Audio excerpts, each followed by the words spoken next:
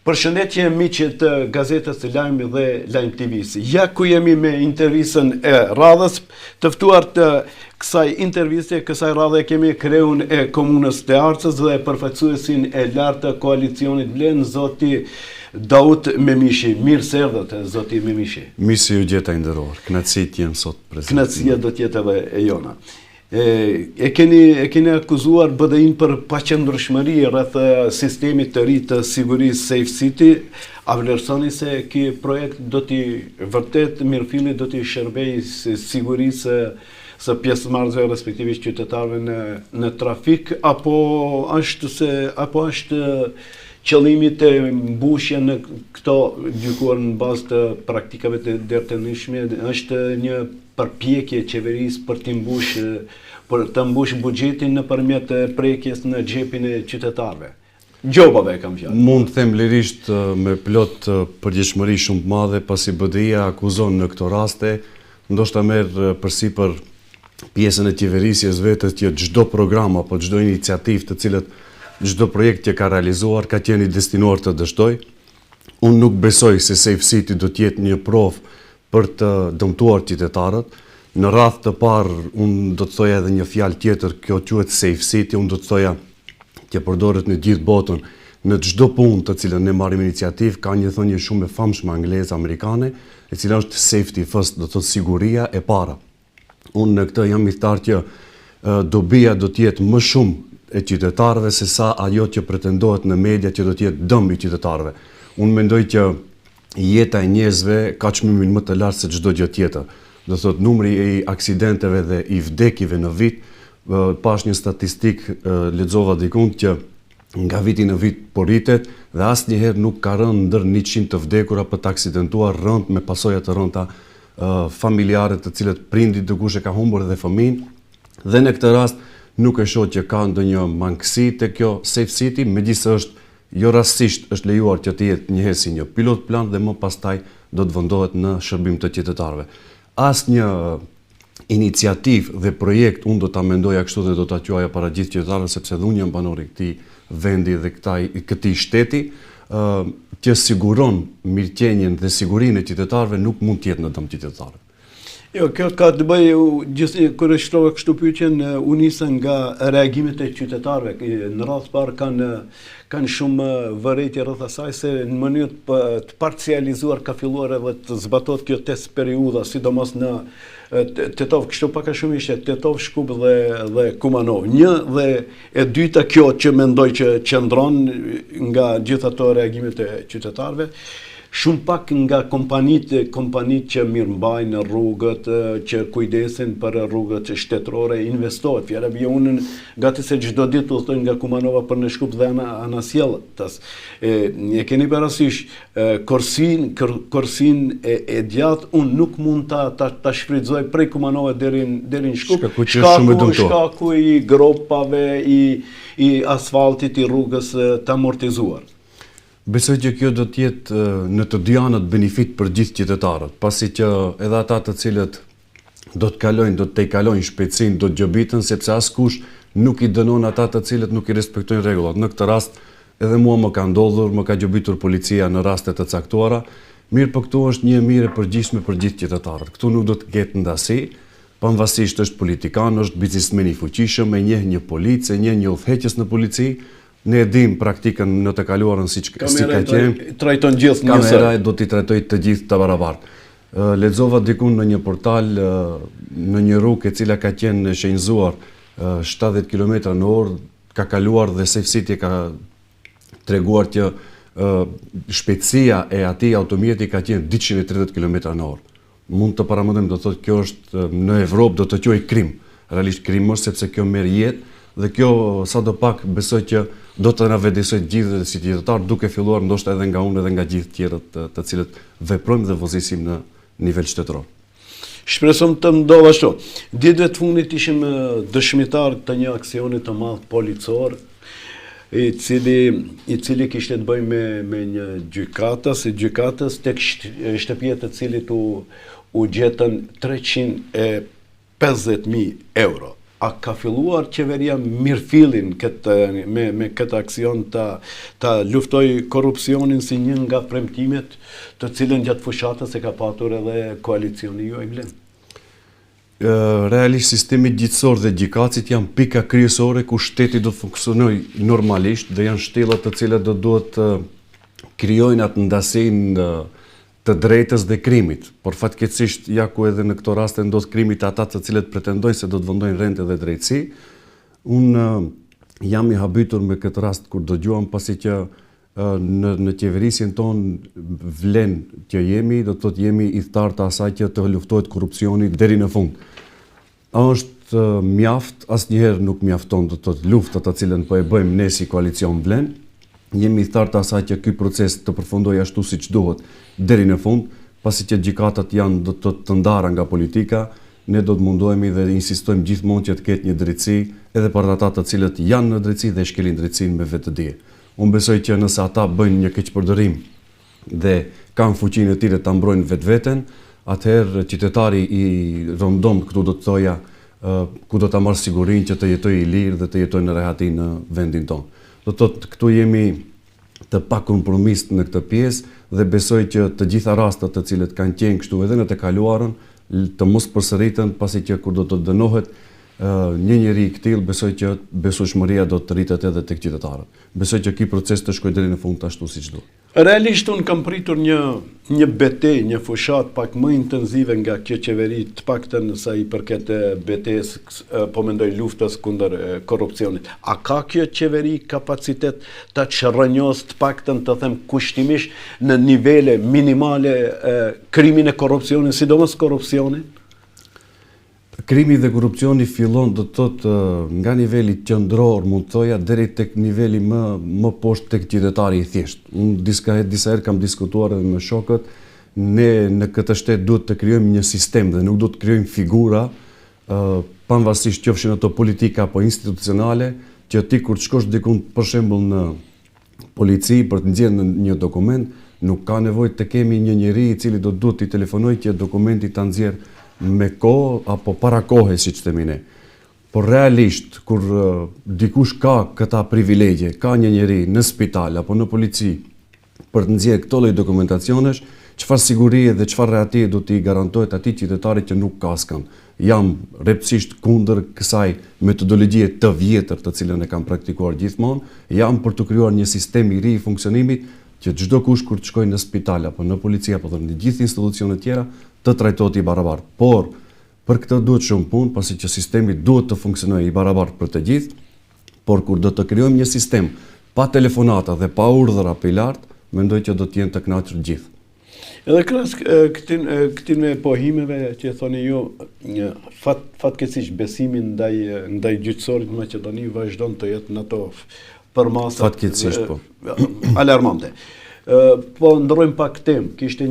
Kishte para disa ditësh kishte takim të liderëve të kryeministrit dhe nga aty doli se pritet një takim mes së shpejti, pritet megjithëse nuk u caktua as datë, as ditë se kur, një takim mes kreut të ekzekutivit të Hristian Mickoski dhe Ali Ahmetit. Keni informacion dhe prisni diçka se vërtet ndonjë veprim konkret do të dalë në kuptimin pozitiv nga ky takim, i cili do të duhet në mënyrë hipotetike të realizohet. Unë besoj që qytetarët janë bindur jo vetëm do të thotë unë në këtë rast që merrem më aktivisht me politikë, që nga ky takim i iniciuar nga kryetari i BDI-s, i cili për gjithë këtë vit e ka ditur të servojë para qytetarëve dhe të shes shumë moralizëm dhe shumë projekte madhore për çështje shqiptare, por fatkeqësisht jemi dëshmitar të kohës gjithë qytetarët që jetojnë në Republikën e Maqedonisë Veriut, që gjitha këto projekte kanë qenë destinuara të dështojnë, pasi që ai ka qenë një mjeshtër i madh i lojrave të cilët ka ditur t'i luajë para opinionit, kinse në takimet e tij brenda takimeve të mbyllura vetëm ai e din se çka ka folur me palët të cilët ka qenë në bisedime. Në këtë rast nuk pres asgjë ndonjë ndryshim, përveç se mundohet edhe një herë të kërkoj shpëtimin e fundit, ndoshta të them, tek partneri të cilin kërkon një ndihmë që mendon ai se do të shpëtoj, mirë po unë nuk besoj që nga çka do të shpëtoj. nga fundi i tij politik, do të thotë pasi që nuk dihet edhe ardhmja e tij politike se si do të vazhdoj apo si kryetari i BDI-s se ku do të përfundoj, por qytetarët unë nuk besoj që do t'ja japin këtë shans. Edhe pse jeni dëshmitar të kohës, fatkeqësisht e kemi të pamundur të bindim të qytetarët që për këtë një vit qeverisje të Vlenit, ata janë aq të përgatitur në PR që bëjnë një antifushat kundër Vlenit që shqiptarët kinse janë shumë keq në nivel republikan të përfaqësuar, mirë po këtë mund ta shpjegojmë shumë thjesht. E gjithë ky peshqesh ndoshta i dështimeve tani del në pa 22 vite qeverisje BDI se si ka trajtuar dhe si i ka trajtuar shqiptarët që të jenë në institucione të fuqishëm. Dhe fatkeqësisht kur ndron kjo qeverisje, ti e shohi se institucionalisht ata shqiptar nuk kanë pasur asnjë status të zgjedhur. Dhe ne tani do të kthehemi vite prapa dhe ju e dini shumë mirë që vlen në këtë një vit qeverisje jemi munduar shumë ndryshime të mëdha të bëjmë rrënjësore. Ata harrojnë që në qeverisje me Vomeron, Gruevski dhe Mjelkovit, të gjithë shqiptarët në nivel republikan ku kanë gravituar, janë keq trajtuar, janë maltretuar dhe ata kanë qëndruar të heshtur në qeveri. Kjo ka ndodhur në fuqinë më të madhe politike të tyre kur kanë pasur më shumë pushtet dhe fatkeqësisht shqiptarët kanë qenë më të papërfaqësuar si asnjëherë më parë. Ju përmendet a mendoni se mund të ketë edhe diçka tjetër përveç që këtyre dyshimeve të cilat ju i shpalosni tani? A mund të ketë fjala bie sepse dihet mirë filli ne kemi dëgjuar bombat të cilat i shpaloste një kohë ish kryeministri Zaev dhe aty përmendej vazhdimisht emri Ali Ahmetit dhe skandalet e një pasnjëshme, sidomos kjo e fundit që ishte me Soravina. Mund të jetë vetëm këto skandale apo mund të ketë edhe diçka tjetër, sepse sot unë po lexova në mëngjes se për një koalicion të mundshëm mes BDI-s dhe VMRO-s? Unë nuk besoj se do ta shpëtoj asgjë, do të thotë nga kjo përgjegjësi të cilën gjithë këto vite e ka akumuluar në vendin tonë. Ju dini shumë mirë që njeriu kryesor themi në BDI që u largua themi në atë formën pa heshtje Artan Grubi, ata aq janë të përgatitur sa që mund t'i ndjekim edhe në deklaratat e tyre, aq janë të moralshëm në thojza të themi që një bashkëpartiakin e tyre askund nuk e përmendin të thotë në mediume, aq shumë e heshtin këtë pjesë sa që nuk ka ndodhur kinsa asgjë. Mirë po gjithë qytetarët e dinë dëmin që ka shkaktuar kjo parti politike. Mund të ketë edhe diçka tjetër nga kreu i BDI-s në këtë drejtim, mirë po unë besoj që koha e lojrave ka mbaruar. Sado që ne të flasim bukur dhe të mundohemi të jemi të qetë para opinionit, besoj që opinioni më shumë në ndjek se çfarë bëjmë në vend të asaj se çfarë thuan. Të kesh përballë kështu në intervistë një përfaqësues të Vlenit edhe të mos të pyesësh lidhur me rrugtimin se deri ku kanë shkuar harmonizimi i qëndrimeve brenda 4 partive politike, respektivisht 5 lidhur me zgjedhjen e leadershipit, është e pamundur. Flitet se ka përveç këtyre domethënë paraqitjeve deklarative që së shpejti do bëhet edhe një muaj edhe 2, ka zëra që thonë se ka fërkime edhe brenda lidhur me zgjedhjen e leadershipit, cila është e vërteta, deri ku kanë vajtur punët në këtë drejtim? Është më se normale në një proces demokratik do të ketë të shtruara të gjitha argumentet e debate, do të thotë këto debate nuk janë vetëm tani në Vlen, do të thotë kanë filluar edhe më herët. Disa herë oponentët politik kanë supozuar që Vleni do të ndahet, Vleni do të përçahet, mirë pa atë e dëshmoi koha që as në proceset zgjedhore nuk ndodhi ajo të cilën ata dëshironin. Si në çdo familje ku ka debat të mirëfillt, edhe tek Vleni bisedohet që të zgjidhet më e mira e mundshme e cila do të ketë sukses në zgjedhjet e ardhshme, me të vetmin qëllim që duke mbrojtur interesi i gjithë qytetarëve, pa mos luftuar askush për bajraktarizma.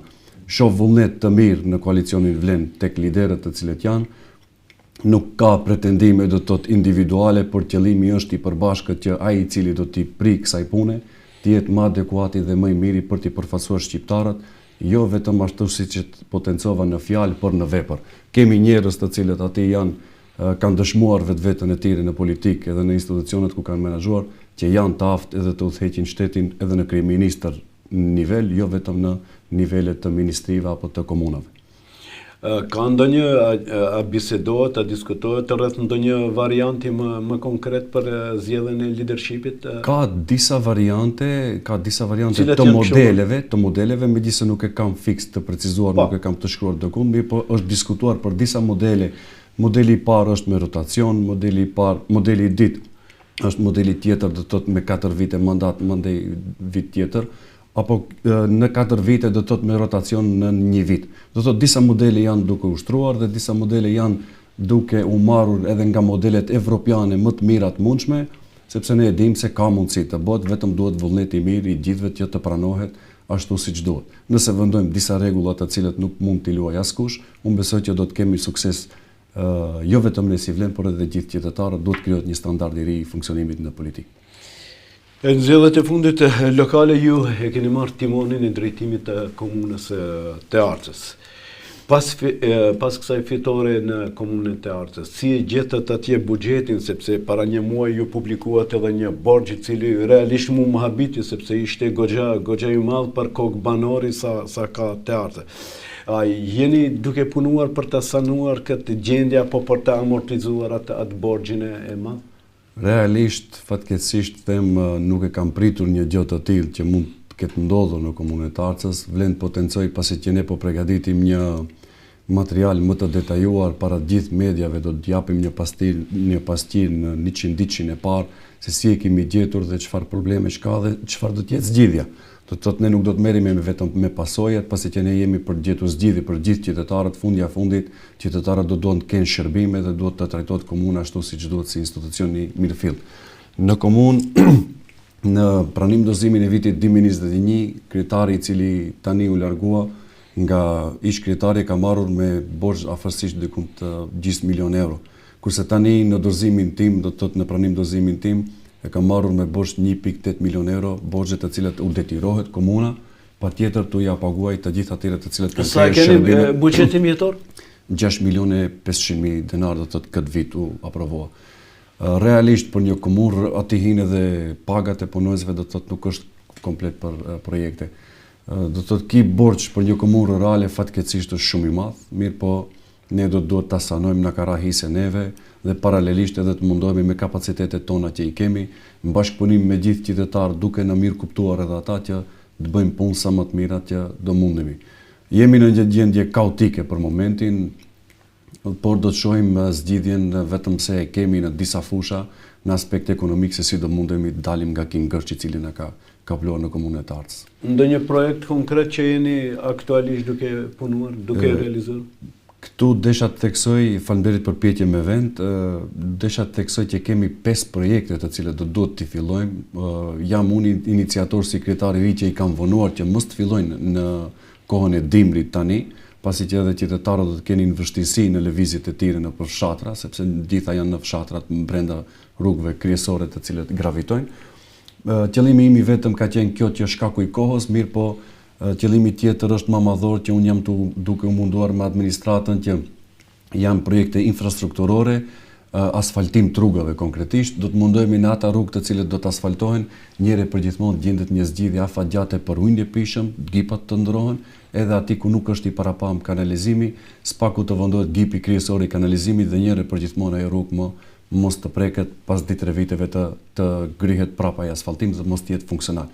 Qëllimi im i vetëm ka qenë që vonesa e atyre projekteve nuk kanë filluar për këtë shkak. Do të thotë me fillimin e pranverës, shpresojmë që të fillojmë të gjitha punën. A keni probleme të brendshme në lidhur me organizimin e administratës, sepse me sa kemi informacion ato them kushtimisht borxhilit e moqëm që i keni ju bëjmë presion me mbylljen bllokimin e xhirollogarisë dhe kjo është problem shumë i madh që nuk e lejon funksionimin normal të një komune apo institucioni. Realisht administrata brenda komunës ka shprehur një iniciativë pozitive për të më ndihmuar në këtë rrugtim për ta zhvilluar komunën bashkërisht, sepse kjo nuk është punë individuale. Do të mundohemi në maksimum. Fatkeqësisht kemi larguar disa nga punat të cilat kanë qenë ngarkesë e buxhetit, do të thotë afërsisht deri 800.000 apo 900.000 denar në muaj, ku është krijuar implikim financiar për komunën. Disa nga ata të cilët i kemi larguar me fillimin e pranverës, ata të cilët kanë qenë të rregullt në punë sepse kemi civile të gjithëve, do të mundohemi t'i kthejmë në vendet e tjera të punës, ata të cilët janë adekuat për punën. Sa përmendet për borxhin, vlen të theksoj një gjë që para se të emërohem kryetar komune i zgjedhur nga qytetarët e komunës të Arcës, kam qenë drejtor në Biron për Zhvillim Rajonal, e cila bën investimin e gjitha komunave rurale dhe urbane në Maqedoni. Vlen të theksoj që komuna e Arcës e ka patur një projekt të fituar nga grandi i Biros 36 milion denar në vitin 2023-2024 dhe në një moment, në një shkelje të procedurës nga udhëheqësia e atëhershme, i kanë humbur të gjitha ato mjetet 36 milion denar dhe procedura në biro është që nëse nuk ndiqet ashtu siç duhet, mjetet t'i kthen në buxhet të qeverisë dhe ti të detyron ta vazhdosh projektin. Fatkeqësisht këtë kemi një peshqesh, është një rrugë në rrugën Dobrosh në Rasht që është shtruar me asfaltim dhe ai borxh nuk është paguar as pak. Do thotë tani ngjelet komunës të realizojë ashtu. Po, realizimi me mjete vetanake. Do thotë patjetër e kemi të gjejmë mjete vetanake, është paguar vetëm një vlerë simbolike nga ish udhëheqësia e vjetër, duke menduar kompania e ka rregulluar atë rrugë duke menduar se është grant i siguruar me mjete, sepse ashtu e kanë informuar, kurse tani në disa takime që kam pasur me kompaninë edhe para vitit të ri edhe tani ka shprehur mirëkuptim që do të më lejoj një lloj mase që të gjejmë mekanizëm për ta zgjidhur, mirë po do duhet një ditë të bllokohet edhe xhirollogaria pasi që ai ka krijuar shumë komplikime financiare në kompaninë e vet. Si do të funksionojë pastaj në rast se vjet deri te bllokimi? Do mundohemi me një marrëveshje të mirëfillt me kompaninë. I kam lutur disa herë që të na japin pak kohë që ta marrim veten them në atë drejtim që kompenzimin e borxhit do të mundohemi aq sa kemi me potencialin komunës rurale të Arcës, të mundohemi t'ju shlim borxhin, pasi që ata nuk kanë faj, rruga është kryer, megjithëse vlen të potencohet edhe aty është bërë një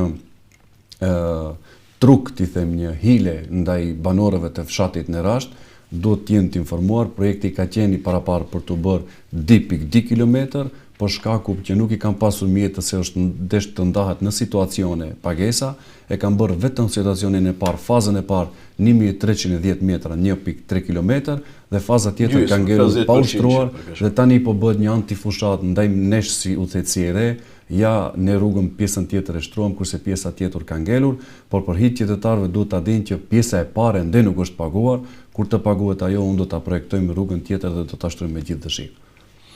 Zoti Memishi, ju falenderoj për kohën që ndat për këtë intervistë. Falenderit shumë edhe nga ana juaj, ishte kënaqësi që të jem sot me të vërtetë këtu te ju. Kënaqësia është e jona. Falenderit shumë.